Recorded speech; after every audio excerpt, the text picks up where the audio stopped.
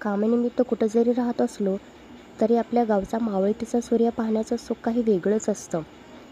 हे good evening to all. आज सकाळपासूनच घरात खूप कामं होती. सकाळची दुपार केव्हा झाली हे पण समजलं नाही.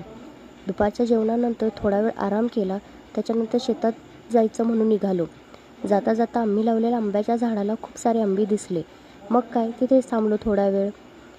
घरी काही काम नव्हतं म्हणून सगळेच तिथेच खूप वेळ फिरत होतो. त्याच्यानंतर घरी यायला निघालो. घरी आलो तसं पाटलाने गाडीला स्टार्ट मारला. गावी असलं की त्यांचा एकच दिनक्रम असतो, तो म्हणजे सकाळी उठल्यापासून ते संध्याकाळपर्यंत सर्व मित्रांना भेटायचं, त्यांची विचारपूस करायची आणि मगच घरी परत यायचं. रात्री स्वयंपाक केला. स्वयंपाक झाल्यानंतर अचानक लाईट गेली म्हणून मग मी आणि प्रीती बाहेर फिरायला निघालो. येता येता मक्याची कणसं दिसली म्हणून ती पण घेऊन आलो. लाईट नव्हती म्हणून संध्याकाळी ते लगेच जेवण केलं आणि झोपी पण गेलो. असा होता आजचा दिवस.